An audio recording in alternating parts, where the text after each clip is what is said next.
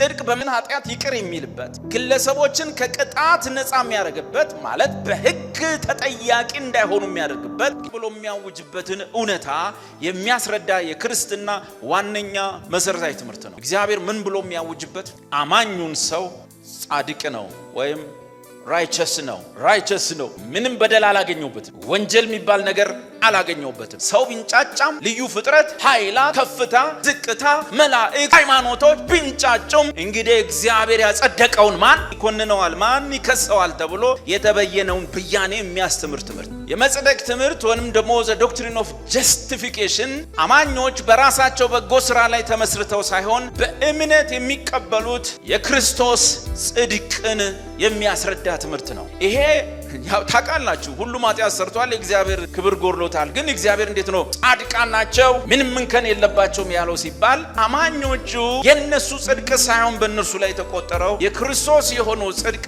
እነርሱ ላይ በመቆጠሩ ምክንያት እግዚአብሔር የበየነላቸው ብያኔ ነው። አንድ ክርስቲያን ኢየሱስ ክርስቶስን ጌታና ዳኛ አድርጎ በተቀበለበት ቅጽበት ከክርስቶስ ጋር የተካከለ ጽድቅ ያገኛል። አማኞች ከነሱ በጎ ስራ ላይ ተነስተው ሳይሆን የኢየሱስ የሆነው እንግዲህ እዚህ ቤት ውስጥ አልጸደቅኩም ብሎ የሚያለቅስ ሰው ካለ ወይም ደግሞ ጽድቅ አይቆጠርልኝም ብሎ የሚሰጋ ካለ ወይም እጠፋለሁ ብሎ የሚያስብ ሰው ካለ የክርስቶስ ጽድቅ ለሱ እንደተቆጠረለት ያላመነና የራሱን ጽድቅ ለማስቆጠር መከራውን የሚበላ የሃይማኖት ባሪያ ነው። ይህ የክርስቶስ ተቃዋሚው ትምህርት ነው። እግዚአብሔር በሰዎች ላይ ጽድቅን አላገኘም። እግዚአብሔር በዚህ ምድር ላይ ያገኘው የአንድን ሰው ጽድቅ ነው። የናዝሬቱ ኢየሱስ እርሱን ብቻ ነው እግዚአብሔር በእርሱ ደስ የሚለኝ የምወደው ልጄ ብሎ ያለው። ስለዚህ እግዚአብሔር ማየት የፈለገው የክርስቶስን ጽድቅ በእኛ ውስጥ ማየት ነው። ያ ትምህርት ነው ዶክትሪን ኦፍ ጀስቲፊኬሽን ምንለው። እግዚአብሔር በፍትህ ሸንጎ ተቀምጦ የክርስቶስን ጽድቅ አይቶ ምንም በደል የለባቸው ምንም ኃጢአት አላገኘውባቸው። ልክ ጲላጦስ ጌታ ኢየሱስን ሲያየው አገላብጦ መርምሮ ተሽከርክሮ እንዲህ አለ። በአዲስ ኪዳናችን ውስጥ ሁለት አንድ ስንኳ የሚሉ ንባቦች አሉ። አንደኛው ለኢየሱስ የተጻፈው ነው። ጲላጦስ ዞረው ተሽከረከረውና እንዲህ አለ እኔ በዚህ ሰው ላይ አንድ ስንኳ ኃጢአት አላገኘም። እኛ ጋር ደግሞ ሲመጣ ታውቃላችሁ አንድ ስንኳ ምን የለም ጻድቅ የለም። የእግዚአብሔር ፕሮግራም ምንድነው ሲባል አንድ ስንኳ ኃጢአት ያልተገኘበት የኢየሱስን ጽድቅ ለሚያምኑበት ሰዎች መቁጠር ነው። ስለዚህ ጽድቅ የሚገኝ ሳይሆን ጽድቅ በመልካም ስራ የሚገኝ ሳይሆን ሕግን በመጠበቅ የሚገኝ ሳይሆን በሃይማኖት ጥረት የሚገኝ ሳይሆን አስራት በመክፈል በጾም በጸሎት ወዘተ የሚገኝ ሳይሆን የሚቆጠርልን ነው። ሮሜ 4 ሙሉ የሚያነበው ለምሳሌ ሮሜ 4:3 መጽሐፍ ስምን አለ አብርሃም እግዚአብሔርን አመነ ጽድቅ መሆኑ ተቆጠረለት። ቁጥር 5 እንደ ጸጋ አይቆጠርለትም። ቁጥር 5 መጨረሻ ላይ ለሚያምን ሰው እምነቱ ጽድቅ ሆኖ ይቆጠርለታል። ቁጥር 6 ላይ እንደዚህ ዳዊት ደግሞ እግዚአብሔር ያለ ሥራ ጽድቅን ስለሚቆጥርለት ሰው መቁጠር ይቆጠርለታል። ስለሚቆጥርለት ሰው እግዚአብሔር ኃጢአቱን የማይቆጥርበት ሰው ቁጥር 10 ላይ እንዴት ተቆጠረለት ወዘተ እያለ ይቀጥላል።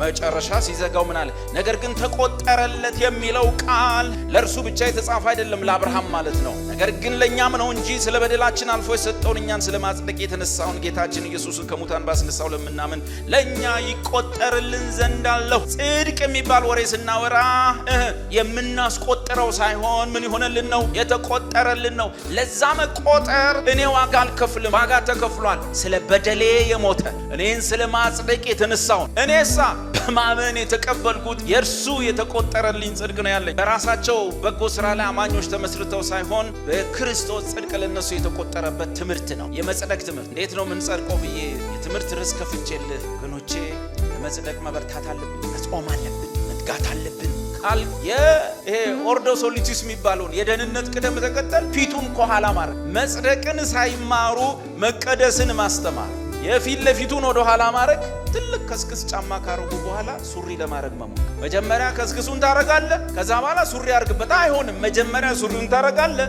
ከዛ ጫማውን ታረጋለህ። እናም የሆነው ነገር መጀመሪያ እግዚአብሔር በመዳናችን ጉዳይ የሰራው ቅደም ተከተል ውስጥ የመጀመሪያው ነገር መጽደቃችን። ይሄ ደግሞ ምናስቆጠረው አይደለም የተቆጠረልን። አንድ ነገር እንዳትረሱ፣ እኔና እናንተ እዚህ ቤት ውስጥ ያለነው ሰዎች ኃጢአትን ቀላል አድርጎ የሚያስብ ሰው ነው የሆነ በጥረት መጽደቅን የሚያስተምር ሰው ኃጢአት ቀላል ይመስላል። እኛ እኮ በኃጢአታችን በሽተኞች አልነበርንም። በኃጢአቱ በሽተኛ የሆነ ሰው በሽተኛ እኮ እርዳታ ይጠራል። እርዱኝ፣ አግዙኝ፣ ወጋኝ፣ እሺ እጅህን እንደዚህ አድርግ፣ ይሄው ተገላበጥ፣ ይሄው ይተባበራል እኮ በሽተኛ እኮ አግዙኝ ይላል። በሽተኛ እኮ እርዱኝ ይላል። እኔና እናንተ በኃጢአታችን በሽተኛ አልነበር። በኃጢአታችን ምን ነበር? ሙት ነው። ሙት ማለት ምን ማለት ነው? ለመንፈሳዊ ነገር ምንም በጎ ምላሽ መመለስ የማይችል ምንም ለመዳኑ አንዳች ነገር ማድረግ የማይችል ኃጢአት ቀላል ከሆነ አዎ በኃጢአታችን በሽተኛ ነበር።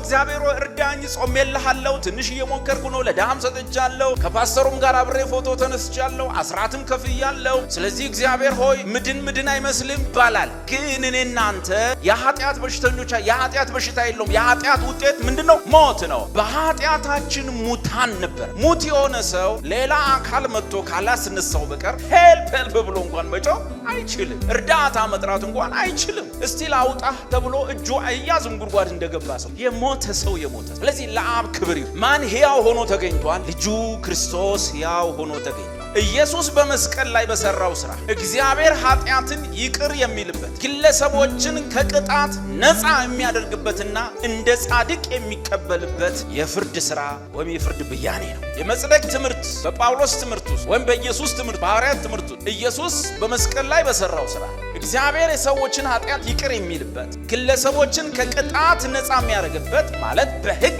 ተጠያቂ እንዳይሆኑ የሚያደርግበት ምክንያቱም ሸንጎ ነው የገቡት። ከዚያ በኋላ ጭራሽ እነርሱን እንደ ጻድቅ አርጎ የሚቀበልበት የሕግ አሰራር የፍትህ አሰራር። እግዚአብሔር ይሄንን ብያኔ የበየነው ፍርደ ገምድል ሆኖ አይደለም፣ የሚቀጣ ተቀጥቶ።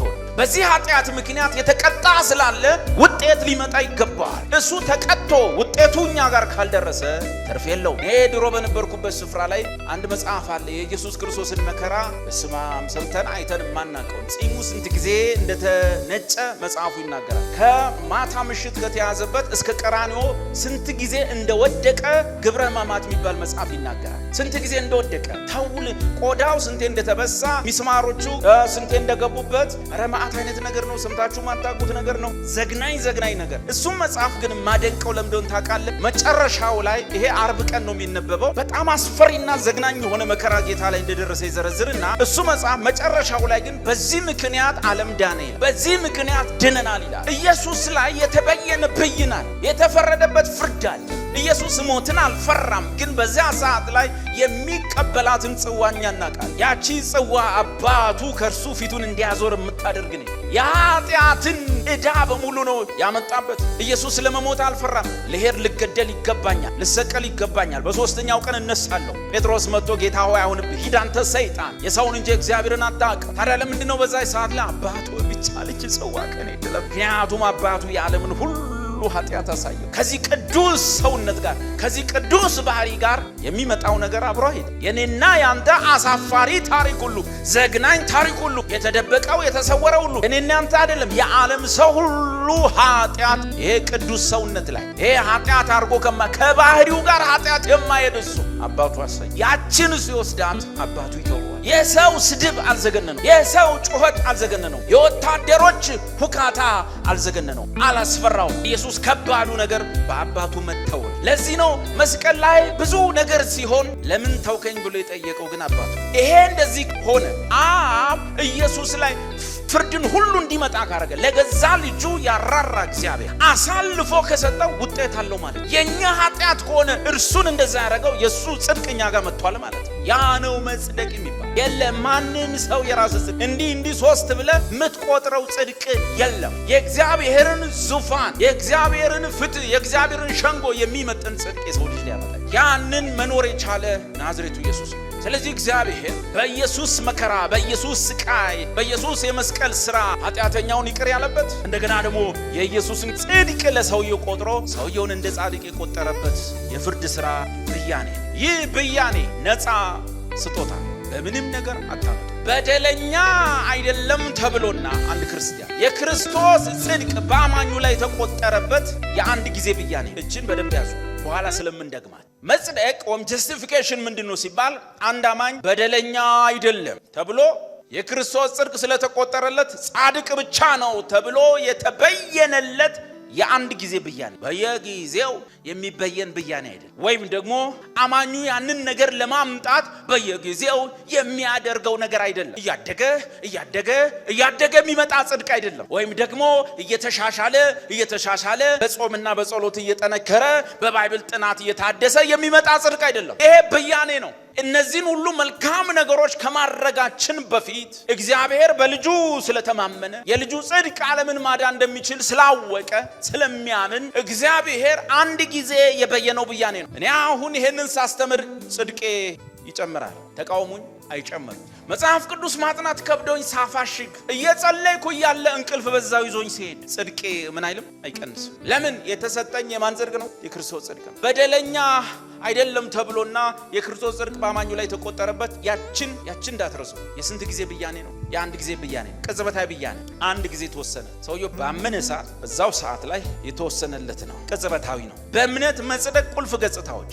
አሁን ስለ መጽደቅ ስንማር ያሉ ቁልፍ የሆኑ ወሳኝ ገጽታዎች ወይም ትምህርቶች አሉ። ምልከታዎች ማለት አንደኛ የእግዚአብሔር ሚና ምን ማለት ነው? በመጽደቅ ጉዳይ ውስጥ የመጀመሪያውን ሚና የሚጫወተው እግዚአብሔር ራሱ ነው። ይሄ ምን ማለት ነው ሲባል የጽድቅን ስራ በክርስቶስ የጀመረውም የጨረሰውም ማን ብቻ ነው?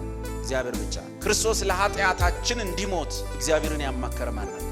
እኛ ንድን ዘንድ በልጁ የሚሆንን መዳንና መጽደቅ ወደኛ እንዲመጣ የትኛው መልአክ ነው ያማከረ? ነቢያት፣ የቀደሙ ነቢያትና አባቶች፣ ነገስታት፣ መሳፍንት እግዚአብሔርን በማዳን ስራ ውስጥ አግዘውታልን። ሙሉ በሙሉ የሥላሴ ምክር ነው። ከሶስቱ አካል ውጪ በዚህ ሰውን የማጽደቅ ስራ ውስጥ ተሳታፊ አካል አንተንም እኔንም ማንም የለም። ሰውን በማጽደቅ አጀንዳ ውስጥ ሁሉ ጊዜ ዘ ፕላነር ዘ ዲዛይነር የሆነው እቅድ አውጪው ወይም ደግሞ በሥላሴ አካል ውስጥ የግብር ሶስትነት አለ። የአብን ፕሮግራም ዓለምን ሁሉ እንዲድን ማን ወደደ? እግዚአብሔር ማለት አብ ወደደ። ማንን እስኪልክ?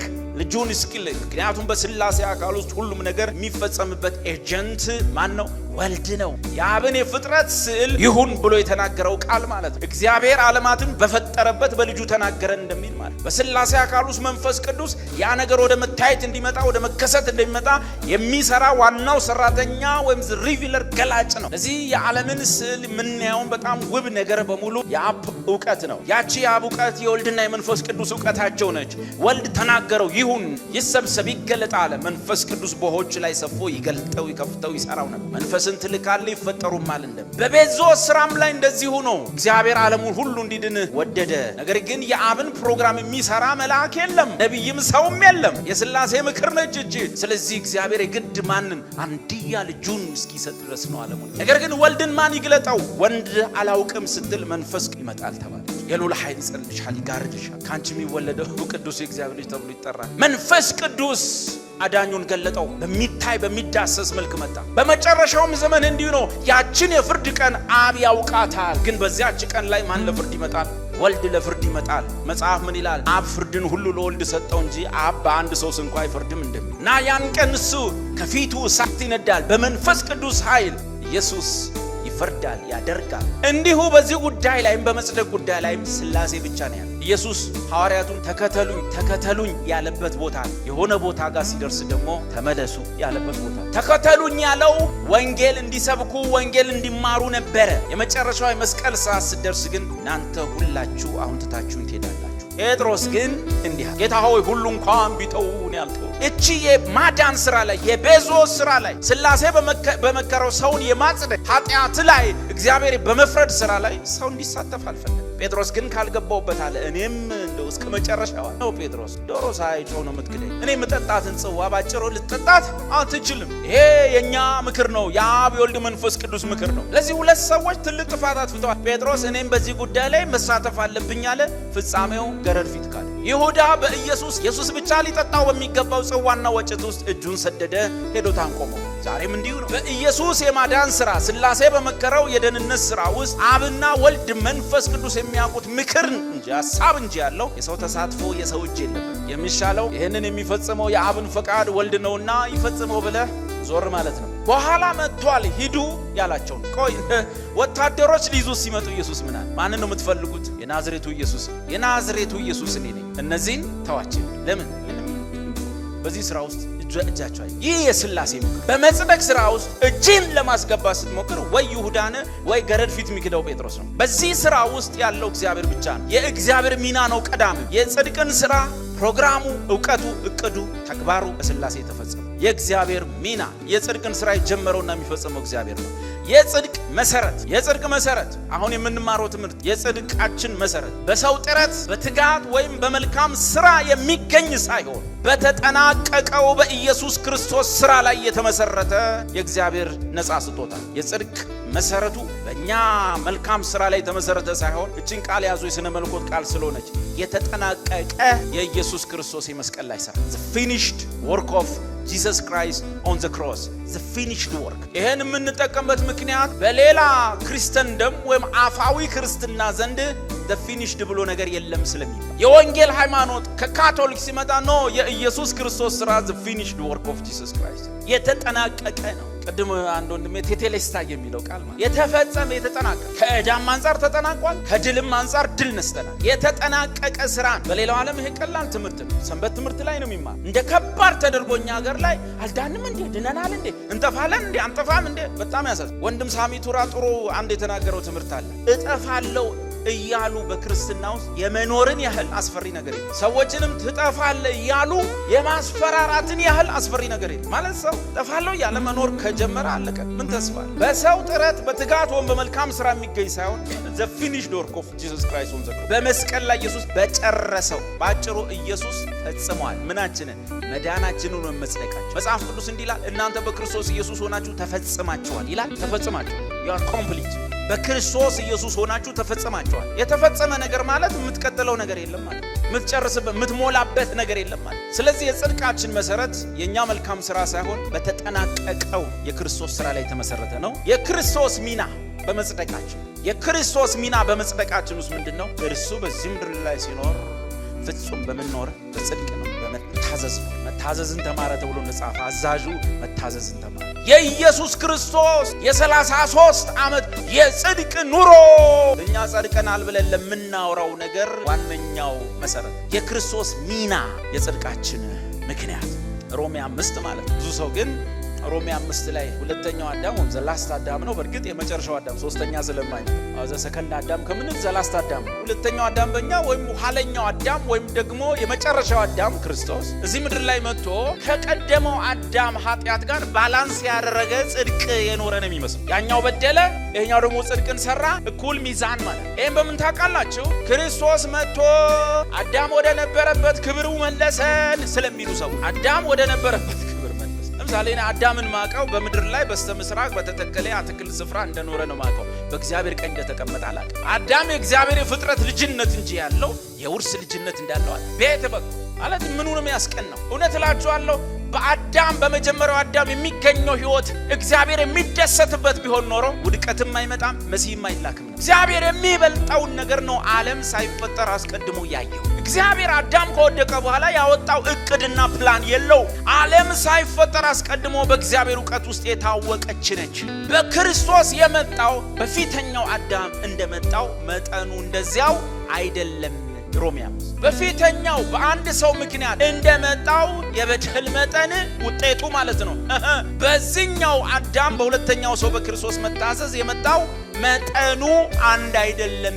በዚህኛው የመጣው በመታዘዙ የመጣው ጽድቅ ከዚያኛው በደልና ከመጣው ሞት ይልቅ እጅግ ከመጠን ይልቅ በለጠ። ስለዚህ በኢየሱስ ክርስቶስ ወደ አዳም ክብር ተመልሰናል አይባልም። በኢየሱስ ክርስቶስ ወደ ቀደመው ጫካ፣ ወደ ቀደመው የአትክልት ኑሮ፣ ወደ ቀደመው የእንስሳትን ስም እያወጡ ወደ መኖር አይደለም የተመለሰ። በሁለተኛው አዳም የመጣው ክብር እጅግ ከመጠን ይልቅ በለጠ። የክርስቶስ መታዘዝ በአዳም ኃጢአት መጠን ልክ አይደለም። በያኛው በበደለው መጠን ልክ ክርስቶስ መጥቶ እኔ ደግሞ በዛ ልክ ጽድቅ እሰራለሁ አላለም። መታዘዙ ከበደሉ ይበልጥ። በዛ የመጣብን ሞት ይልቅ በዚህኛው በሕይወት የምንነግሰው ከመጠን ይልቅ ይበልጥ። እኩል ቤት አናርጋቸው ሁለቱን አዳም። በመሰረቱ ሁለት አዳም እንዳለ እያወቅን ሰው ራሱ አዳም ሲባል ቶሎ የሚመጣለት የት? ጫካ ውስጥ የነበረው አትግል ራቁቱን ቆሞ ከሚስቱ ጋር ይመጣል። እሱን የት ነው ተምረን መጨረስ ያለብን?